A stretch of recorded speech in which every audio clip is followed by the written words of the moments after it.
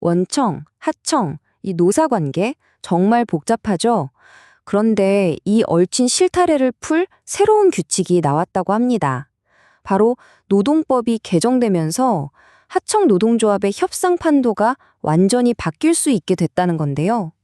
오늘 이 핵심 변화가 대체 뭔지 아주 쉽고 명확하게 한번 파헤쳐 보겠습니다. 바로 시작할게요. 자, 그래서 오늘은 이런 순서로 한번 얘기를 해볼까 해요. 첫째, 도대체 기존 교섭 방식에 무슨 문제가 있었길래 다들 힘들다고 했을까?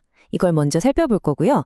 그리고 둘째, 이걸 해결하기 위해 나온 새로운 시스템은 그럼 어떻게 돌아가는 건지, 또 여기서 노동위원회는 어떤 역할을 맡게 되는지도 알아봐야겠죠? 마지막으로 제일 중요한 거, 이 모든 변화가 결국 현장에 있는 우리 노동자들, 그리고 기업에는 어떤 의미가 있는지 그 영향까지 싹 다 정리해드리겠습니다. 네, 그럼 첫 번째 이야기부터 시작해 볼까요? 바로 기존 교섭의 문제점입니다. 아니, 도대체 뭐가 그렇게 문제였길래 법까지 뜯어 고쳐야 했을까요? 기존 시스템이 얼마나 힘들었는지 그 얘기부터 한번 해보죠. 이 질문, 이게 사실 모든 문제의 시작점이에요. 여러분 한번 생각해 보세요. 왜 같은 공간에서 똑같이 일하는데 유독 하청 노동자들의 목소리는 제대로 전달되기가 그렇게 어려웠을까요? 그 구조적인 이유를 들여다보면 아, 이래서 그랬구나 하고 답이 보이기 시작합니다. 문제의 핵심은 바로 교섭 창구 단일화라는 제도에 있었어요. 이게 뭐냐면 이론상으로는 되게 효율적으로 보여요. 여러 노조가 한꺼번에 모여서 한 목소리를 내자 이런 거거든요. 근데 현실은 어땠을까요? 일하는 방식도 원하는 것도 다 다른 여러 하청 노조들을 억지로 한 팀으로 묶어버린 거죠. 그러니 결과는 뻔했습니다. 맨날 싸우고 협상은 한 발짝도 못 나가고 결국 끝없는 분쟁만 이어지는 거예요. 현장 혼란만 계속 커지는 악순환이었던 거죠.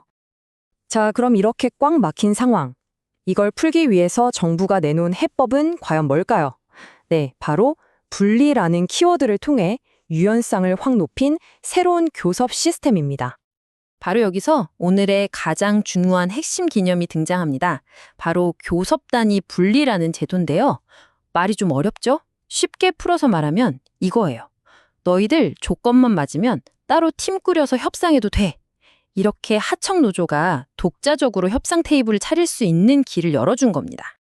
그럼 이걸 왜 하느냐? 목표는 크게 두 가지입니다. 첫째, 하청 노동자들이 자기 목소리를 제대로 낼 수 있게, 그러니까 실질적인 교섭권을 보장해주는 거죠. 그리고 둘째는 이 복잡한 교섭 과정 자체를 좀 더 안정적이고 질서 있게 만들자는 거예요. 한마디로 모두가 예측 가능한 그런 합리적인 시스템을 만들자는 겁니다. 자, 그럼 이 교섭 단위 분리라는 거 실제로 현장에서는 어떻게 돌아가는 걸까요?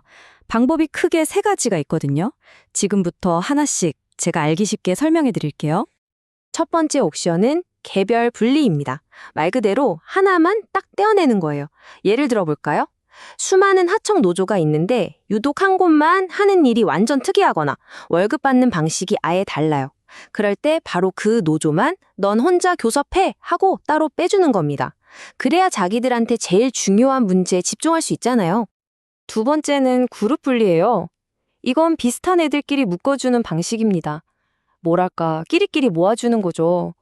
예를 들면 생산직 노조는 생산직끼리 한 팀, 물류 담당 노조는 물류 담당끼리 또 한 팀, 이렇게 그룹을 만들어주는 거예요. 이렇게 하면 서로 상관도 없는 얘기하느라 힘 뺄 필요 없이 우리 그룹의 공통된 문제에만 딱 집중할 수 있으니까 훨씬 효율적이겠죠? 자, 마지막 세 번째는 전체 분리입니다. 이건 뭐냐면 아예 모든 하청 노조가 하나의 거대한 팀을 만드는 거예요. 하청 연합군 같은 거죠. 그래서 원청 노조랑은 완전히 따로 별개 테이블에서 협상하는 겁니다. 하청 전체에 걸친 공통의 문제를 해결해야 할 때는 이렇게 다 같이 힘을 합치는 게 아무래도 가장 강력한 방법이 될 수 있겠죠. 자, 이렇게 세 가지 방법이 있는데 그럼 이런 분리를 누가 결정하고 어떻게 감독할까요? 바로 여기서 심판 역할을 하는 기관이 등장합니다. 바로 노동위원회인데요. 이 노동위원회의 역할이 어떻게 바뀌었는지도 한번 알아보겠습니다. 네, 이 모든 과정에서 가장 핵심적인 역할을 하는 곳이 바로 노동위원회입니다. 이제 노동위원회는 분리해줄까 말까를 결정할 때 더 명확한 기준을 갖게 됐고요. 또 시간도 더 넉넉하게 쓸 수 있게 됐습니다. 그러니까 사실상 심판의 권한이 이전보다 훨씬 더 강해졌다 이렇게 볼 수 있는 거죠. 가장 눈에 띄는 변화는 바로 이겁니다. 예전에는요, 아무리 사건이 복잡해도 무조건 열흘 안에 결정을 내려야 했어요. 시간이 너무 촉박했죠. 그런데 이제는, 이건 좀 더 들여다봐야겠다 싶으면 한 번 더 10일을 연장해서 최대 20일까지 검토할 수 있게 된 거예요. 급하게 결정하다 실수하는 걸 막고 좀 더 신중하게 판단할 시간을 확보해 준 셈이죠.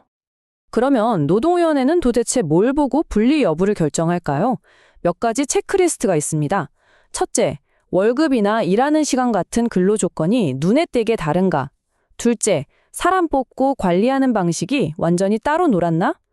그리고 이게 제일 중요한데요. 셋째, 그래서 분리를 하는 게 과연 이 교섭한 전치를 더 안정적이고 효율적으로 만드는 데 도움이 될까? 바로 이런 점들을 종합적으로 따져보고 결정하게 됩니다. 자, 이제 거의 다 왔습니다. 마지막으로. 그래서 이 모든 변화가 실제 현장에서 땀 흘리는 우리 노동자들, 그리고 기업에게는 대체 어떤 의미가 있는 건지 그 영향을 한번 깔끔하게 정리해 보겠습니다. 먼저 하청 노조 입장에서 보면요. 이게 정말 큰 변화일 거예요. 이제까지는 다른 노조들 눈치 보느라 우리 얘기는 꺼내지도 못할 때가 많았잖아요. 근데 이젠 아니에요. 오직 우리 사업장만의 문제, 우리에게 가장 시급한 문제들을 당당하게 교섭 테이블에 올릴 수 있는 공식적인 길이 열린 겁니다. 그럼 반대로 기업 입장에선 어떨까요? 솔직히 이전에는 막 뒤죽박죽, 실타래처럼 얽혀서 누구랑 무슨 얘기를 해야 할지 정신 없었잖아요. 근데 이제는 상황이 좀 정리되는 효과를 기대할 수 있습니다. 이 노조랑은 이 문제를 얘기하고 저 노조랑은 저 문제를 얘기하면 되겠구나. 이렇게 딱 정리가 되니까 교섭 전체를 훨씬 체계적이고 예측 가능하게 관리할 수 있게 되는 거죠. 하지만 결국 마지막 질문은 남습니다. 이 새로운 규칙이 과연 모두에게 공정한 운동장을 만들어주는 마스터 키가 될까요? 아니면 또 다른 갈등을 낳는 새로운 벽이 될까요? 법은 바뀌었습니다. 하지만 이 법이 현장에서 어떻게 숨쉬고 어떤 결과를 낳을지는 이제부터가 진짜 시작입니다. 이건 우리 모두가 계속해서 지켜봐야 할 아주 중요한 숙제라고 할 수 있겠습니다.